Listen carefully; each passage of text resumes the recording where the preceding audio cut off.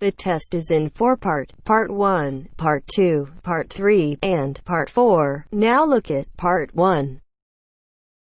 Part 1. You will hear two people discussing an extramural course. Fill in the information you hear on the application form below. First, you have some time to look at questions 1 to 6.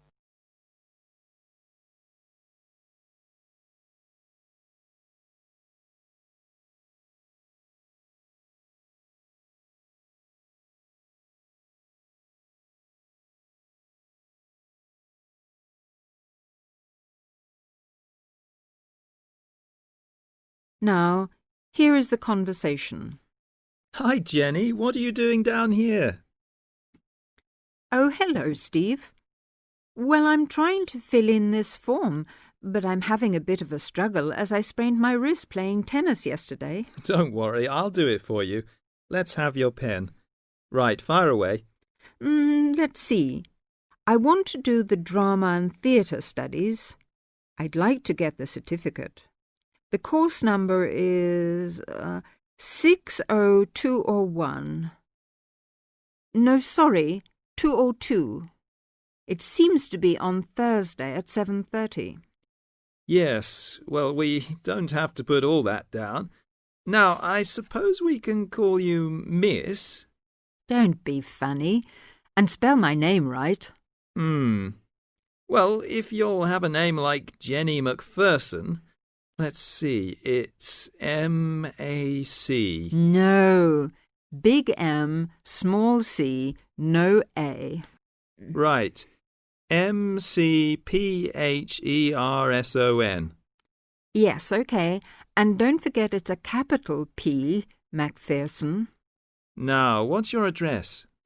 Well, I've just moved, so it's 6 Westway Avenue, Longford. Hang on, don't go so fast. 6 Westway Avenue where? Longford. What's next? Your phone number, daytime and evening. Well, I've only got one, as we can't have calls at school in the daytime, so put down the evening one. 605-4829. 4829, OK. And you're a teacher. How old are you? 29? Wish I were. No, 32. Before you hear the rest of the conversation, you have some time to look at questions 7 to 10.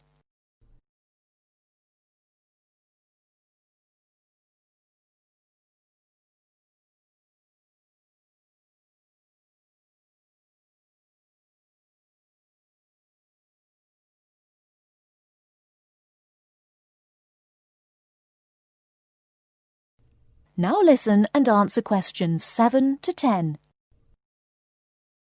Do they want my date of birth? No, don't seem to. Just age. How about educational qualifications? Well, I've got a degree in English literature and a diploma in media studies. Media studies, right. Now, have you ever done any of these extramural courses before? No, don't think so. Although I did do something on psychodrama once. But no, it wasn't extramural, was it? That seems to be it, except for the fee. Yes, well, that's the same for all the central courses. I think £25. I suppose I have to include it with this form. Looks like it. Do you want me to write the cheque out for you? But you'll have to sign it. That is the end of Part 1. You now have half a minute to check your answers.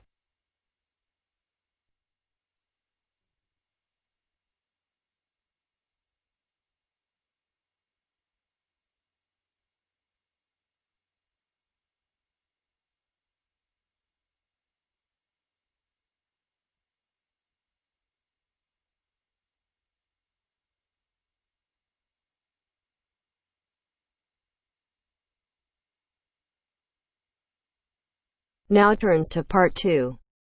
Part 2. You'll hear a message left to John on how to look after the house. First, you have some time to look at questions 11 to 17.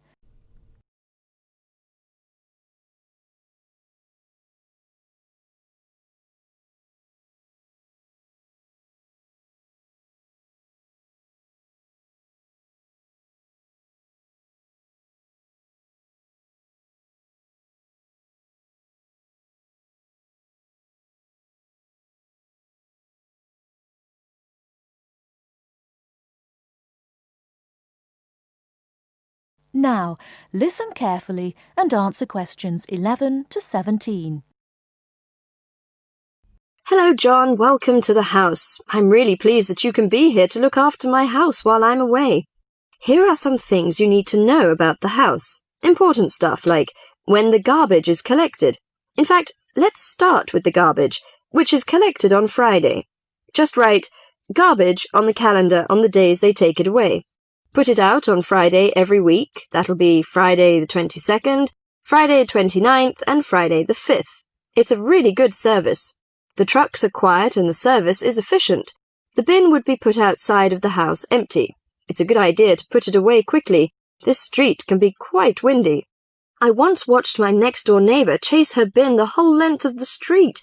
Every time she nearly caught up with it, it got away again. The waste paper will be collected this Tuesday. That's Tuesday the 19th. There's a plastic box full of paper in the front room. Please put it out on Tuesday. The truck will come during the day. If you don't mind collecting old newspapers and other paper and putting them in the box, I'll put it out when I come home. The paper people only come monthly. I have some things to give to charity in a box in the front room. Would you put it out on Monday the 25th, please? It's a box of old clothes and some bed linen which I've collected, plus a few other bits and pieces.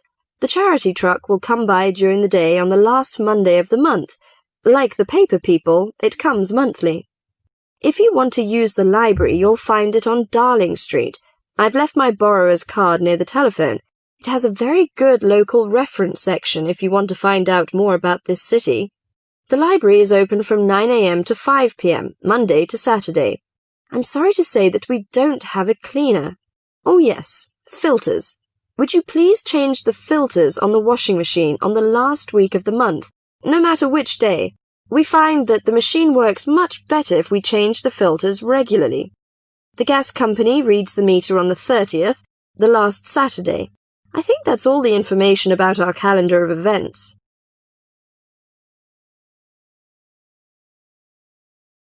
Before you hear the rest of the talk, you have some time to look at questions 18 to 20.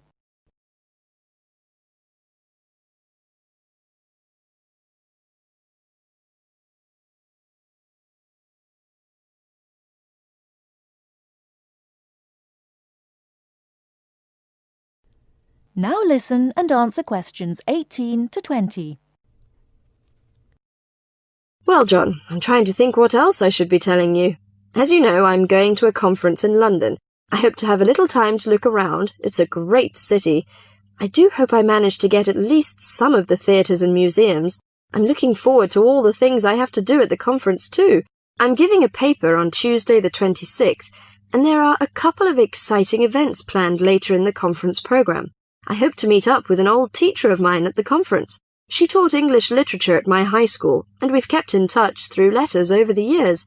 She now teaches at the University of Durham, and I'm really looking forward to seeing her again. By the way, I expect you're hungry after your trip. I've left a meal in the refrigerator for you. I hope you like cheese and onion pie.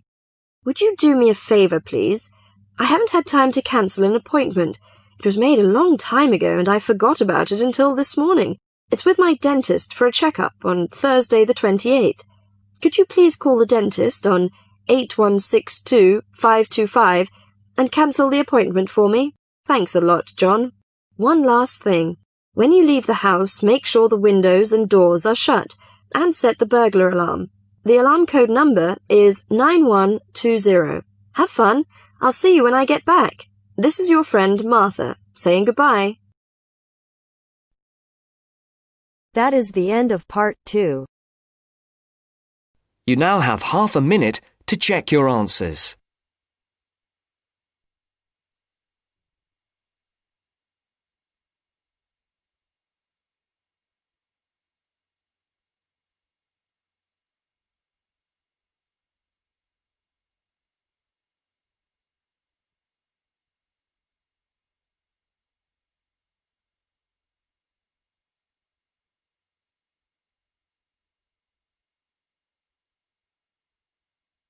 Now turns to part 3. Part 3. You'll hear a lecturer talking to a group of science students. First, you have some time to look at questions 21 to 24.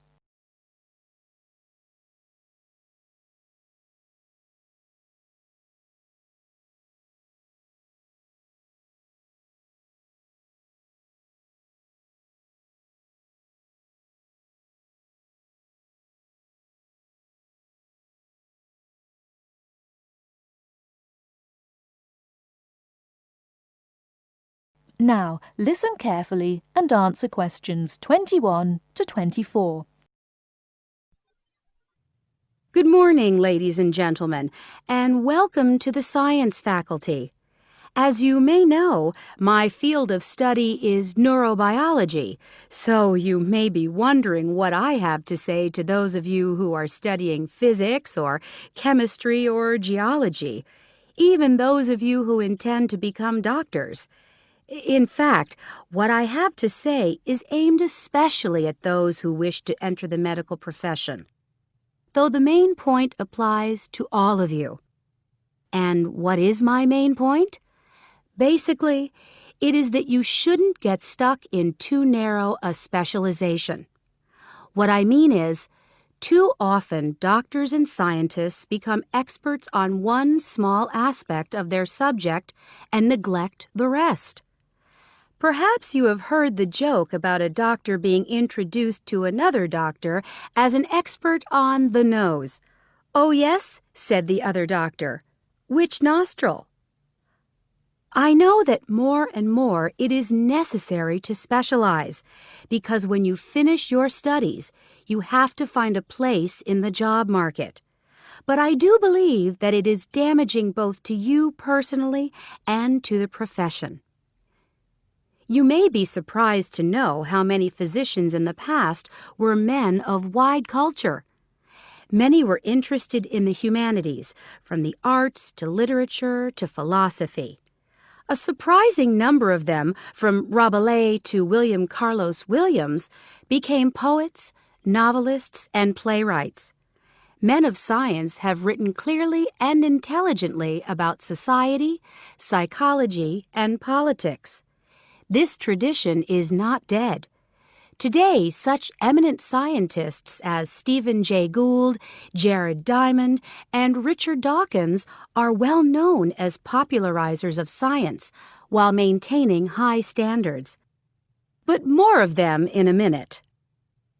I'm not saying that while you are studying anatomy, you should sign up for a course in English literature, but reading a few works of fiction in your own time will show you the human mind, just as your anatomy classes show you the human body. Science faculties and medical schools, it seems to me, now largely ignore this human dimension. Furthermore, the study of medicine, and psychology for that matter, is largely about what has gone wrong with the body and the mind. That is, it mostly deals with the abnormal.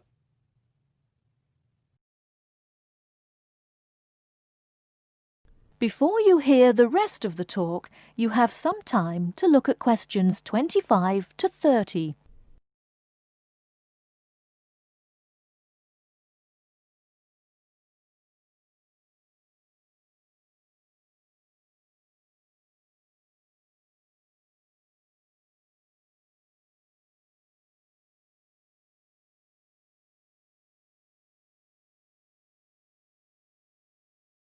Now listen and answer questions 25 to 30. So, to try and correct this situation, if only in a small way, I have come up with some extra reading for you to do. Don't worry, I wouldn't have chosen them if I didn't think they were enjoyable as well as interesting. The first on my list I'm sure you've all heard of, even if you haven't read it. It's Bill Bryson's A Short History of Nearly Everything. Now, don't turn your noses up at it just because it's now officially a school book and is written to entertain as well as inform. In fact, I've found it a very good bedside book. Next come a couple of the writers I mentioned earlier. Any collection of essays by Stephen Jay Gould is worth reading. He writes clearly in a language non-scientists can easily understand. In fact, a lot of his essays are responses to questions about science from the general public. He's also entertaining on the subject of baseball. Perhaps you should start with Gould's Wonderful Life. He writes brilliantly about natural history and shows how much imagination and excitement there is in scientific discovery. Then there's Jared Diamond's The Rise and Fall of the Third Chimpanzee, which shows us how close we are to the apes and forces us to look at some of the darker aspects of human nature. After reading it, you won't forget your animal ancestry. But don't let that put you off. It's very readable. You're probably saying to yourselves, just a minute, these are all science books. What about the fiction? I'll come to those in a later lecture. At the moment, I'm just trying to get you to read away from your chosen field of study. However, I will recommend one work of fiction now, though it might come as a bit of a surprise. If it does, it means you haven't read it. The book is The Water Babies by Charles Kingsley. I can see I have surprised you. Well, it is in fact the first fictional response to Charles Darwin's On the Origin of Species. Yes, it is a children's book, but full of surreal fantasy and wit. The fifth book on the list is a biography, The Emperor of Scent by Chandler Burr. To my mind, it's not particularly well written, but it is a fascinating story. It is about Luca Turin, a biophysicist who becomes an expert on perfume, and about how he missed getting the Nobel Prize. If any of you are thinking of a career in scientific research, this book might make you think again.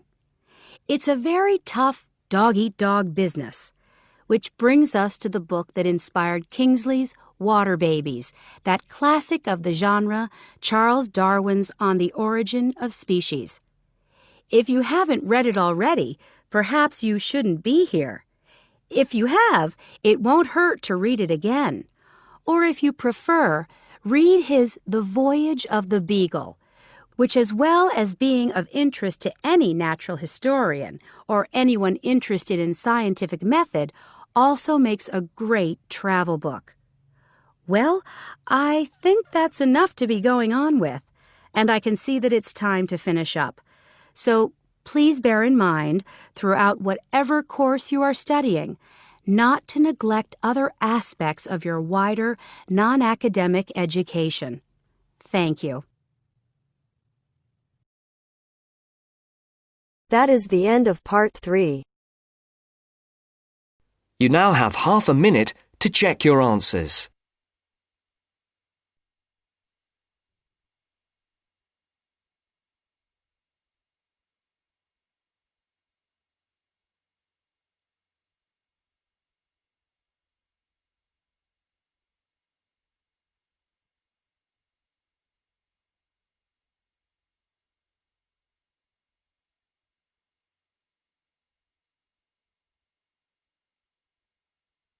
Now turns to Part 4. Part 4. You will hear Rebecca Bramwell, an artist and illustrator, giving advice on how to get your first job or commission as an artist. First, you have some time to look at questions 31 to 35.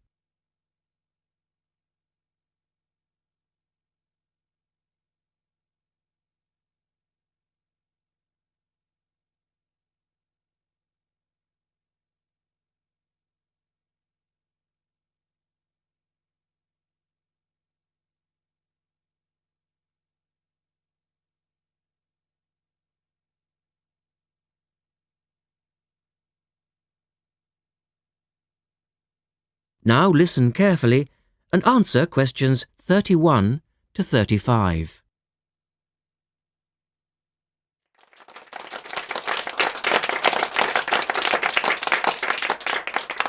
I'd like to introduce Rebecca Bramwell, an artist and illustrator who has come along today to talk to you all about getting your first job or commission as an artist. Over to you, Rebecca. Thank you for inviting me. I remember when I graduated back in 1983, I was very excited about getting my first commission. My degree was in fine art, and I'd worked long and hard to get it. I was an enthusiastic student, and I never found it difficult to find the incentive to paint. I think as a student you're pushed along by fellow students and tutors, and the driving force is there. However, when you leave college, you find yourself saying things like, "I'll have one more cup of coffee and then I'll sit down to work." I hate to admit it, but I say it myself. Suddenly, it isn't finding the inspiration or getting the right paper that's a problem. It's you.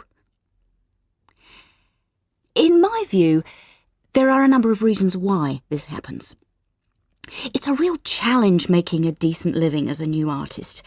You have to find a market for your work. Often you work freelance and need to take samples or portfolios of your work from place to place. These experiences are common to a lot of professional people. But artists also have to bare their souls to the world, in a way. More than anything, they want praise. If people don't like what they create, then it can be a very emotional and upsetting experience hearing them say this. I began to realise that these problems were preventing me from having a career in art, and so I decided to experiment.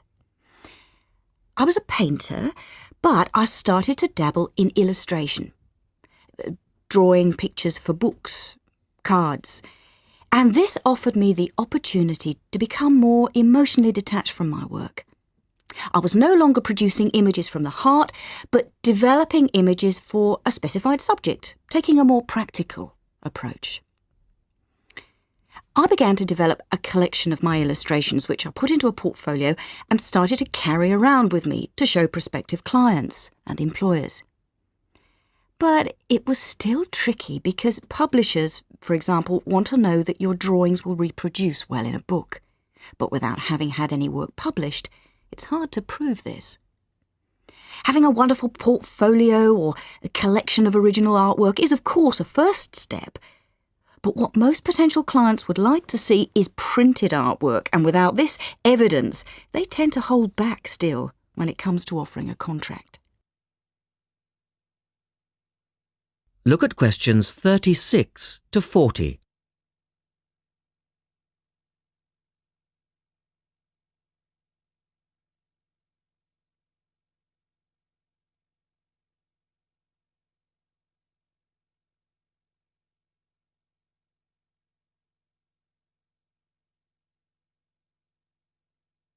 Now answer questions 36 to 40.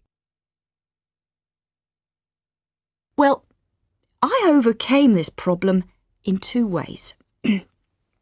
And I suppose this is my advice to you on preparing your portfolio of your best work. The first way was by submitting my work for a competition. And the one I chose was for a horoscope design and was sponsored by a top women's magazine. There are a few of these competitions each year, and they offer new illustrators an opportunity to showcase their work. The other approach I took was to design and print some mock-up pages of a book. In other words, I placed some of my illustrations next to some text in order to demonstrate how my work would look when it was printed. Perhaps I was lucky in that I had taken a degree that provided me with all-round creative skills so that I could vary my style and wasn't limited to a certain technique. Now, I think that is important. The art world and many other creative fields do try to pigeonhole people into snug boxes with an accompanying label. Now, I think you should try to resist this if you feel it happening to you. If you don't, you'll find it difficult to have new work accepted if you try to develop your style at a later stage in your career. Nevertheless, when you start out, and particularly when you're going for an interview, it's important not to confuse people by having a lot of different examples in your portfolio. One remedy for this is to separate your work into distinct categories. In my case, I did this by dividing my design-inspired illustrations from my paintings. It's then easier to analyse the market suited to each portfolio, such as magazines, book jackets, CD covers, etc. Working under two names is also useful, as it clarifies the different approaches and offers a distinction between them. I think it's been hard for artists to be recognised in anything other than the pigeonholes that they've been placed in. But luckily, these barriers are slowly being demolished. So I really do wish you all the very... That is the end of part 4. You now have half a minute to check your answers.